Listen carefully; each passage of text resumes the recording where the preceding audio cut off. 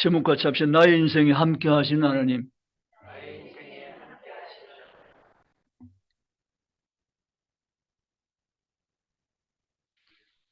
사람이 살다가 그 연수를 다하는 때가 있고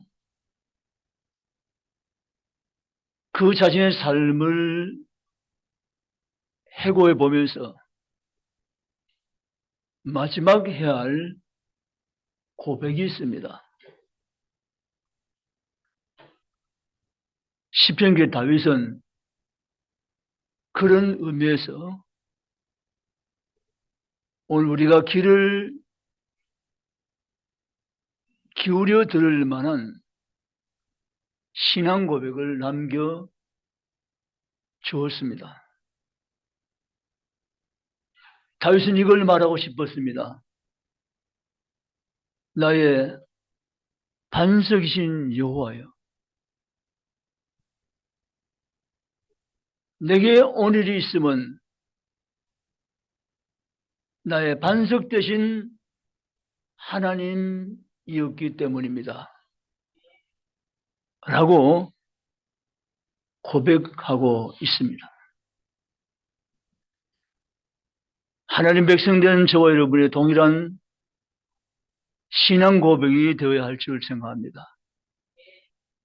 하나님, 저의 오늘 여기에 있음은 나의 반석 되신 하나님 때문입니다라고 말이죠. 인생에 사계절이 있습니다. 봄, 여름, 가을, 겨울 말이죠. 다윗에서도 봄은 어린 시절이었습니다. 소년 목동의 시절이었죠. 다윗은 목동의 시절 보내면서 정말 많은 노래를 했습니다. 다윗의 별명은 찬양의 사람입니다. 수없는 노래를 불렀죠. 어린 목동의 시절의 다윗은 하나님과 함께 사는 은혜를 누렸던 인물입니다. 다윗은 목동의 시절에 하나님과 함께 동행하면서 만군의 여호와 이름이 얼마나 영광스러운 이름인 것을 알게 되었죠. 이 세상의 그 어떤 것보다도 더 귀하며 찬란한 존귀한 이름 여호와 하나님 만군의 여호와 이름을 다윗은 부를 수 있다는 사실이 얼마나 귀하고 놀라운지 모릅니다. 그는 들의 양을 치면서 목동의 생활을 하면서 자신을 들판에 목동을 세우시니까 하나님인 것을 알게 되었습니다. 자기 아비 이새가 아니라 자기 아비 이새를 통해서 하나님께서 역사하실 뿐 자기를 그 들판의 목자로 목동으로 세운 것은 여호와 하나님의 사실을 다윗은 알 수 있었던 것입니다. 일찍부터 다윗은 하나님의 사람으로 살아갈 수가 있었습니다. 저는 민영이 동지를 보면서 얘들이 참으로 복된 아이들이다. 민영이 동생이 잘 모를 수도 있어요. 그러나 제가 품고 기도하는 안목에서 보면 이 아이들은 정말 복된 아이들이다. 봄날에 여호와 하나님 노래했던 다윗처럼 하나님 집에서 하나님 이름을 높이는 그 이름을 부르며 찬송하는 그러한 하나님의 사람들로 살아간다는 사실 그 자체가 놀랍고도 놀라운 하나님의 은혜라는 사실이죠. 다윗의 봄날은 어린 시절이었습니다. 어린 시절 다윗은 3m가 넘는 블레셋 장수 골리앗과 맞상대해서 전투를 했습니다. 20세도 안 되는 소년 다윗이 전쟁에 능한 훈련을 받은 적이 없는 다윗이 전쟁에 막강한 장군이었던 골리앗을 이긴다고는 그 누구도 생각할 수 없었습니다. 그러나 다윗은 그 골리앗을 향해서 하나님의 이름으로 나갈 수 있음에 그는 기뻐했고, 만군의 여호와의 이름으로 나가면 하나님 대신 싸워줄 것이라는 확신을 다윗은 가지고 있었습니다. 그 소년 다윗은 골리앗에서 고함을 치르며 목청을 높이며 오늘 내가 만군의 여호와의 이름으로 내게 나아가노라고 외치면서 고대하고 싸워서 승리를 거두었습니다. 다윗의 봄날은 찬란했고 아름다웠습니다. 두 번째 계절인 다윗의 여름입니다. 지금 우리가 겪는 여름과는 또 다른 여름이 팔레스틴 기후의 지역입니다. 강야는 정말 굉장한 폭염이며 낮에는 뜨거운 태양빛에 노출되는 것이 얼마나 힘들고 어려운 것을 체험할 수밖에 없는 그러한 환경입니다. 이런 다윗의 이름은 정말 혹독했습니다. 다윗은 그 여름철기에 강야의 모진 시련을 겪게 됩니다. 골리앗 장군을 이긴 다음에 다윗의 이름은 별명은 만만이고 사울은 천천히였습니다. 만만이와 천천히 백성들의 노래소리를 들은 사울은 다윗을 죽이기로 마음속에 다짐합니다. 그 다짐은 실제로 행동으로 나타났습니다. 끊임없이 군사를 풀어가지고 다윗의 목숨을 노렸습니다. 다윗이 있는 곳이면 어디든지 군사를 풀어보냈습니다. 다윗을 없애려고 한 것이죠. 다윗의 이름은 정말 혹독했습니다. 정말 어려웠습니다. 이스라엘 지형 속에서는 피할 데가 없어서 이방나라 블레셋까지 피신했던 것이 다윗의 형편이었습니다. 다윗은 정말 너무도 힘들고 어려운 여름을 보내야만 했습니다. 근데 있잖아요. 그 여름을 보내면 다윗은 한 가지 분명한 것이 있습니다. 그것은 나의 하나님 여호와께서 나와 함께 계신다는 거예요. 이 믿음만큼은 절대 흔들림 없었습니다. 다윗은 적어도 그러한 믿음 가지고 여름을 통과할 수 있었습니다. 세 번째 계절입니다. 다윗의 가을입니다. 마침내 목숨을 잃었던 사울은 폐위되고 다윗이 찬란한 이스라엘의 왕으로 세움을 받습니다. 다윗 같은 막강한 왕은 이스라엘 역사에 찾아볼 수가 없습니다. 지금도 이스라엘 국계는 다윗의 별을 그려서 다윗의 시대가 다시 돌아가기를 고대하고 있습니다. 다윗은 천하 통일을 이루었습니다. 막강한 군사력과 경제를 가진 위대한 이스라엘 나라를 건설한 것이 다윗이었습니다. 다윗의 가을은 아름다운 결실이 풍성한 가을이었습니다. 다윗은 정말 통일왕국의 왕이었고 하나님이 너는 내 마음에 합한 왕이니 내가 너를 통해서 나의 뜻을 이루겠다고 선언해 주신 위대한 하나님의 사람이었습니다. 하나님은 언제나 사람을 들어 쓰십니다. 사람 하나는 들어 쓰임받는 인격체며 하나님의 일꾼인 것을 우리 모두가 믿고 가시기를 주의 이름으로 바랍니다. 다윗의 겨울입니다. 겨울은 춥죠. 보통 사람들은 여름이 낫다고 말하면 저도 여름이 좋습니다. 겨울은 힘들어요. 대다수 서민들은 여름이 좋습니다. 겨울은 생활비도 많이 들어요. 옷도 두꺼워야 돼요. 난방비도 많이 들어요. 여름은 뭐 그렇게 많은 돈을 들고 온도를 높이는 장치할 필요 없고 그냥 생활할 수 있는 것이 여름이에요. 물론 에어컨 틀 때 에어컨비가 들긴 하지만 서민들이 여름이 좋다 하더라도 그렇게 말해요. 겨울은 정말 힘들죠.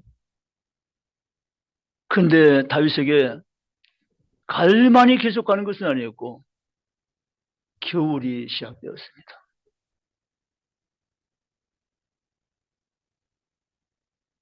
다윗은 우리와 같은 성정의 사람입니다. 사람은 자기를 컨트롤할 수 있는 자기 인격을 조절해 나갈 수 있는 능력을 갖춰야 참된 삶을 살아갈 수 있게 됩니다. 그 장치가 작동되지 않으면 누구든지 문제를 일으킬 수 있습니다. 내 안에도 문제의식을 가지고 있습니다. 그래서 그것을 잘 컨트롤하고 조절해 나가는 거죠. 다윗이 이스라엘의 왕으로 있으면서 한간 어느 날 다윗은 자기 컨트롤에 실패했습니다. 멀리 바라보는 아름다운 여인을 그는 보면서 평소에 다윗답지 않은 생각을 하게 됩니다. 여러분, 생각은 자유란 말이 있습니다. 생각까지는 할 수 있습니다. 그리고 그 생각을 행동으로 옮기는 것은 자기 선택입니다. 사람은 누구나 선택에 대한 책임이 따릅니다. 선택은 자유지만 선택했으면 책임이 함께합니다. 다윗은 우리 아내를 궁으로 데려오겠습니다. 그리고 우리 아내와 함께 하지 않아야 될 행동을 하게 된 거죠. 그때부터 다윗의 겨울은 혹독한 추위로 다윗에게 다가왔습니다. 이 일로 인해서 자기 압살롬이 아비를 내어쫓고 왕권을 탈취하기 위한 시도를 합니다. 다윗의 가장 뼈아픈 사건이죠. 되돌릴 수 없는 사건이죠. 자기 아내를 겁탈당하고 자기가 왕권을 쫓겨나고 다시 도망자의 신세가 되어서 광야로 쫓겨난 다윗, 그것은 다윗에게 정말 견디기 힘든 겨울이었습니다. 다윗은 봄, 여름, 가을, 겨울을 다 보내면서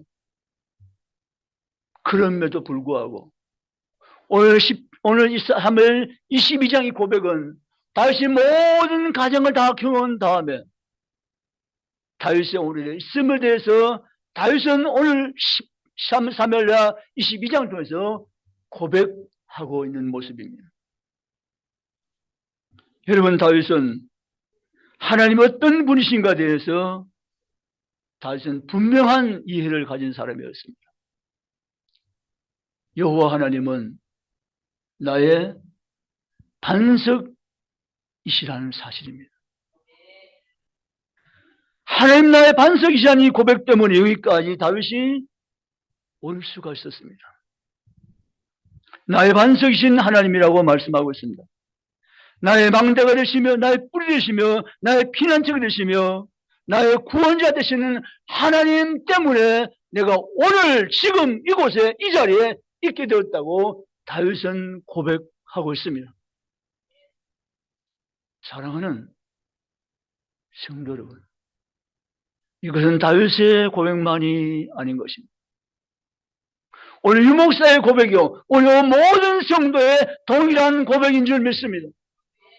내가 오늘 이 자리에 있으면, 여기 있으면 나의 반석 되신 여호와 하나님 때문이라고 말이죠.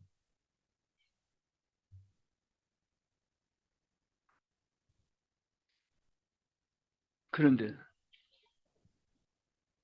반석이라는 고백을 먼저 일찍 한 인물이 있습니다. 그 인물은 바로 모세입니다. 신명기 32장 3절 4절에 놀랍게도 모세는 여호와는 나의 반석이심이라고 고백하고 있습니다. 우리는 모세에 대해서 그냥 모세가 40년 동안 이스라엘 백성을 강요해서 이끌고 가나안을 입성하기 위한 모든 과정에서 인도하는 인물로 쓰임받는 것을 역사 속에서 함께 기억하면서 다윗의 숨겨진 내면을 잘 모를 수 있습니다. 여러분, 지도자는 그런 의미에서 고독한 삶을 사는 자입니다. 홍해를 갈랐습니다. 반석의 물을 내 마시게 했습니다. 하나님의 중보자가 되어서 기도해서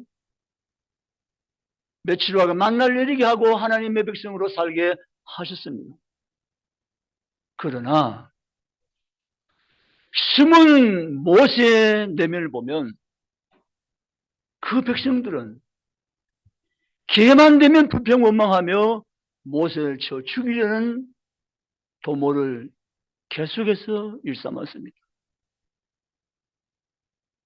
그때 모세는 지도자 위치를 포기해버리고 그만두고 돌아설 수 있는 한계도 있었습니다.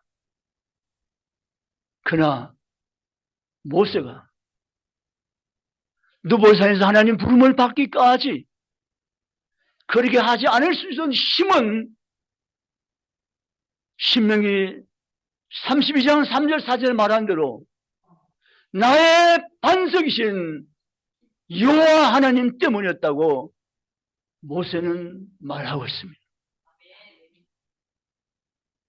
사랑하는 성도 여러분, 오늘 내가 이 자리에 있으면, 여기서 있으면, 여러분 그 자리에 계시면 여호와 하나님이 나의 반석이 되어주셨기 때문에 내가 오늘 이곳에, 이 자리에, 이 시간 여기에 있음을 우리도 모세처럼 다윗처럼 고백하면서 끝까지 승리한 성도로 사명감나무 삶을 살아야 되는 그리스도인 되시기를 주님의 이름으로 축복합니다. 이런 말이 있지 않습니까? 사명자는 죽지 않는다. 따라합시다. 사명자는 죽지 않는다. 이건 진리입니다. 사명자는 죽을 수 없습니다. 사명자는 죽지 않습니다.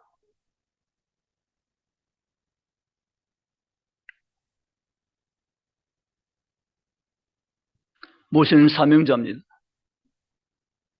모세 자원해서 그거 하겠다고 말한 적이 없습니다.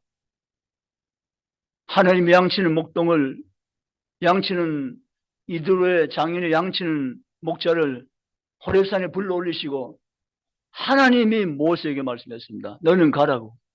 내가 가겠다고 한 것이 아닙니다. 너를 가라고 했습니다. 내가 너를 쓸 테니까 너는 바로 가라고 했습니다. 그때 정해진 모세의 사명은 느보산에 모세가 하나님 최후의 부름 구할 때까지 계속 진행형이었고, 모세는 신을 견디며 어려울 때마다 모세는 자기를 부르신 하나님만을 바라보았습니다.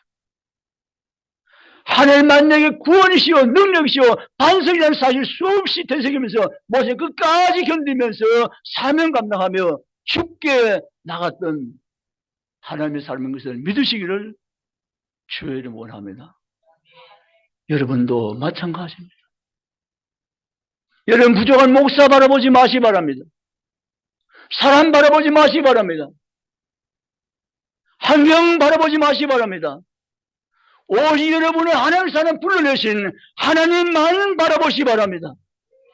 그분만을 바라보시기 바랍니다. 그분만 여러분 영원한 반석임을 믿으시고 그분 앞에 붙잡아 쓰임받는 하나님의 사람들 되시기를 주님의 이름으로 축원합니다.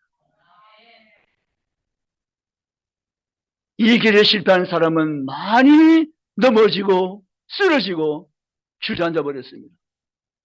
그러나 오늘도 여전히 모세처럼 다윗처럼 하나님이 나의 반석이라고 고백하면서 나가는 하나님의 사람들은 끝까지 쓰임받는 복된 주인공들이 다 되실 줄 믿으시기를 주의 이름으로 축복합니다.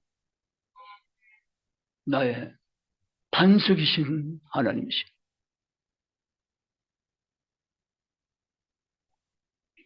사명자는 죽지 않습니다. 옛날 아수라는 동네는 정말 사람들이 생각하기도 싫은 동네였습니다. 아수르 제국은 막강한 힘을 가진 제국이었습니다. 그런 도시에 니느웨라는 큰 성이 있습니다. 하나님 니느웨 악독을 바라보시고 심판하기로 마음을 먹으십니다. 그리고 니느웨에게 한 사람을 택하여 보내십니다. 그 이름이 요나였습니다. 요나는 하나님의 사명을 직접 받았습니다. 요나야, 넌 일어나 니느웨로 가라. 가서 외치라. 하나님의 명을 직접 받은 인물입니다.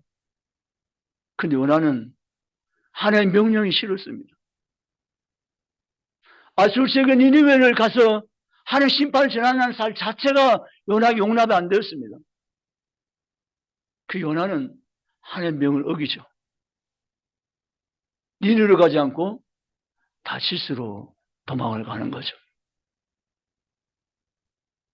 근데 하나님은 요나를 죽여가십니다. 배를 타고 다시스로 도망치는 요나의 주변에 큰 풍랑을 일으키시면서 위기를 만나게 만듭니다. 선들은 갑자기 풍랑이 웬 연고냐고 아우성일 때 요나 양심이 회복됩니다. 여러분, 지금 이 풍랑이란 연고는 요나 나 때문입니다. 나를 바다에 던지소서. 그럼 하나님이 풍랑을 거둘 것입니다. 다시스 선원들은 요나를 바다에 던지기 쉽지 않았습니다. 그러나 자기 살기 위해서 어쩔 수 없이 요나를 바다에 던집니다. 그때 우리 하나님은 요나를 죽이려는 것이 하나님의 목적이 아닙니다. 요나는 내가 써야 될 사명자입니다. 내 뜻 이루는데 쓰임받을 사명의 사람입니다. 그래서 하나님은 그 바다 가운데 큰 물고기를 요나 가운데로 인도해 주시고 입을 쫙 벌리게 만드셔서 떨어진 요나를 삼키게 만듭니다. 요나는 물고기 뱃속에서 3일 3야를 지나죠. 그럼 요나는 다시 생각합니다. 결심합니다. 회개했습니다. 감사도 했습니다. 그리고 하나님의 명령 따라서 요나 니느웨 도착해서 하나님 심판을 외칩니다. 요나 물고기 뱃속에 들어가 죽지 않습니다. 풍랑 때문에 죽지 않습니다. 왜요? 요나는 사명자이기 때문이죠. 사명자는 죽지 않습니다. 하나님 마침내 하나님 원하신 그 사명을 이루어 가시는 것을 믿으시기를 주의 이름으로 축복합니다. 신약 성경에 오늘 골로새 성경에 기록한 바울에 대해서 이야기합시다. 바울은 사명자입니다. 바울을 죽이는 자객들 풀었습니다. 자객들이 바울의 목숨을 노렸습니다. 하나님은 바울을 자객들 손에 풀으시지 않습니다. 오히려 하나님은 다른 방도를 강구하시면서 바울을 안전하게 로마로 이송합니다. 그 방식이 바울이 제수되게 만든 것입니다. 그리고 제수된 바울을 군사를 지키게 만든 것입니다. 그리고 바울은 무사히 로마로 옮겨지게 만든 것입니다. 무슨 말입니까? 하나님은 사명자를 죽지 않게 하시고 하나님은 사명자를 통해서 하나님의 뜻을 이루어 가신다는 사실을 믿으시기를 주의를 원합니다. 바울 로마도 보아야 하라고 외칩니다. 그 외침은 바울의 외침이 아니라 하나님을 대신한 외침임을 믿으시기 바랍니다. 하나님이 로마를 보고 싶었습니다. 그 로마를 보고 싶어하는 하나님의 보고 싶음을 바울이 대신해서 나도 로마를 봐야 외치고 바울은 하나님 손을 붙잡아서 로마를 기독교 국가로 만드는 데 쓰임받게 된 것입니다. 하나님 오늘도 사명자를 들을 쓰시고 사명자를 통해 일하시고 사명자와 함께 일하심을 믿으시기 바랍니다. 내가 이 땅에 사는 것, 한평생 사는 것, 이 삶이 가장 고상한 삶이고 가치적인 삶을 살기 위해서는 하나님의 음성에 귀를 기울이셔야 됩니다. 하나님, 나를 향한 하나님의 계획은 무엇인지, 나를 향하신 하나님의 뜻이 무엇인지를 하나님이여 내가 알기를 원하나이다. 내가 여기 왜 있는지, 내가 왜 세워졌는지, 내가 무엇을 해야 하는지를 하나님은 내게 알게 하시옵소서. 그 하나님 여러분을 쓰시기 원하실 때 자신 하나님께 온전히 올려드리고 쓰임받는 하나님의 사람들 되시기를 주님의 이름으로 축복합니다. 하나님은 실패하지 않으십니다. 하나님 여러분 통해 하신 일이 계십니다. 여러분 통해서 하나님 하고 싶어하는 일이 계십니다. 그 일을 깨닫게 하셔서 그 일에 수용되게 하시고 그 일을 가지고 하나님 나라를 섬기게 하시고 그 사명을 통해서 하나님 당신의 역사를 지금도 이루시며 진행시켜 나가심을 믿으시기를 주의 이름으로 축복합니다. 그냥 살다 그냥 가면 된다고요? 그럴 수도 있습니다. 그냥 살다 그냥 가면 되죠. 적어도 우리는 그렇게 살아가야 할 사람들은 결코 아닙니다.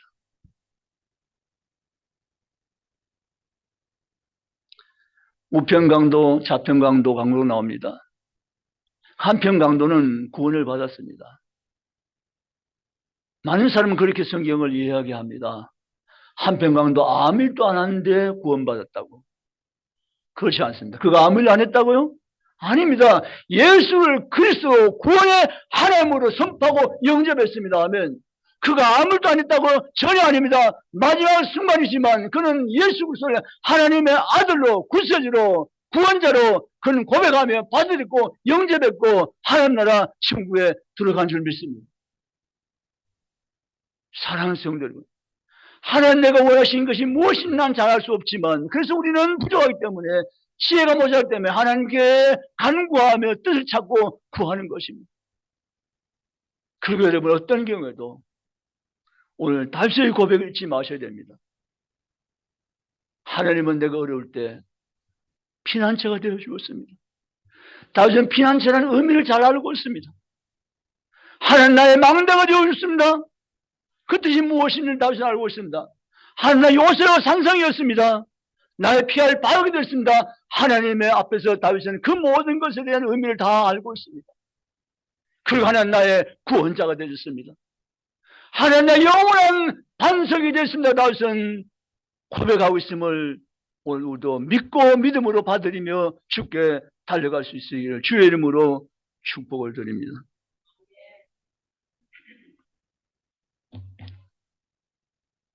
사명자는 사명을 삽니다. 따라합시다. 사명자는 사명으로 삽니다. 할렐루야. 사명을 끝까지 감당하기란 정말 쉽지 않아요. 그 내 힘으로 못하기 때문이죠. 그러나 하나님이 나와 함께 하시면 능히 우리는 끝까지 마지막 순간까지 사명자의 위치에 이탈하지 않고 사명 붙잡고 사명 감당하며 살아낼 줄 믿으시기를 주님의 이름으로 축복합니다. 말씀 마칩니다. 다윗은 오늘 사무엘하 22장을 통해서 말씀합니다. 여호와께서 다윗을 모든 원수의 손과 사울의 손에서 구원하신 그날에 다윗이 이 노래의 말씀으로 여호와께 아뢰어 이르되 내가 오늘 여기 있으면 여기 서 있으면 이 자리에 있으면 나의 반석이신 하나님이었기 때문입니다. 이 고백입니다. 이거 오늘 사는 저원의 위대한 신앙 고백이 되시기를 주의 이름으로 축원합니다. 여러분의 마지막 때 할 고백이 이것입니다. 오늘 내가 여기 있으면 나의 반석이신 하나님 때문이었습니다고 우리가 신앙 고백을 주께 마지막으로 하면서 주께 안길 수 있는 복된 하나님의 사람들이 되시기를 주님의 이름으로 축원합니다. 우리가 작지만 강한 교회 되면 좋겠습니다. 우리는 작지만 한 손에 붙잡힌 사람들이 되면 좋겠습니다. 내 힘과 내 실력을 의지하다가 넘어진 자가 아니라 실패한 자가 아니라 여호와 하나님만이 나의 영원한 힘이라고 고백하면서 주께 붙잡혀서 쓰임받는 하나님 사람들이 되시면 좋겠습니다. 오늘 요시안 다윗 같은 인물이 우리에게 계속 일어난 축복이 있기를 주님의 이름으로 축원합니다. 여러분의 가정의 모든 자녀가 다윗 같은 신앙을 보이고 쓰임받는 자녀가 되시기를 주님의 이름으로 축복합니다. 우리에게 자라는 모든 다음 세대가 다윗같이 한 쓰임받는 이 시대에 하나님 사람들 되시기를 주님의 이름으로 축원합니다. 하나님 나의 반석의 짐을 굳게 믿는다면 하나님 그를 들어서 반드시 다윗같이 모세같이 요나같이 바로같이 하나님이 써주시를 믿습니다. 하나님 써주세요. 저를 써주십시오. 하나님. 저는 하나님께 쓰임받아야 됩니다. 하나님. 저의 자녀를 써주세요. 하나님. 저의 남편을 변화시키고 저의 남편 써주세요. 하나님. 하나님. 하나님 써주세요. 저같이 못난 인생. 벌레 같은 인생. 하나님 자를 불러주지 않았습니까? 하나님. 감사합니다. 써주세요. 하나님. 나의 영원한 반석이신 여호와여, 내가 여기 있으면 하나님의 은혜입니다. 나를 제발 써주세요. 주님의 사랑으로, 주님의 일꾼으로, 주님 쓰시는 사명자로 이 땅을 살다가 주님 앞에 어엿하게 설 수 있는 자들에게 주여 중보계를 써주시옵소서. 나를 써주시옵소서. 우리의 자녀들을 써주시옵소서. 이것이 나의 영광 요원이, 이것이 나의 영의 요원이 하나님 우리를 써주시옵소서. 그런 사람들 하나님은 정말 이 시대도 찾아 계십니다. 나의 소원을 아는 자가 어디 있을까? 내 손에 붙잡혀 쓰임받기 원한 자가 도대체 어디 있을까? 우리 하나님은 지금도 온 눈으로 세상을 감찰하시면서 그런 자를 찾아 계십니다. 그런 자를 찾아보십니다. 나를 위해서 쓰임받을 자가 어디에 있노? 하나님 찾고 계십니다. 그 하나님 앞에서 주여 여기를 보시옵소서. 제가 여기 있나이다. 이사야같이 제가 여기 있나이다. 나를 보내소서. 나를 쓰시옵소서. 나의 반석이신 여호와시여, 나를 써주시옵소서. 그런 하나님의 사람들, 그런 하나님의 인물들이 이 시간 저 여러분이 다 되시기를 주님의 이름으로 축복합니다. 찬송가 354장 합창하시겠습니다.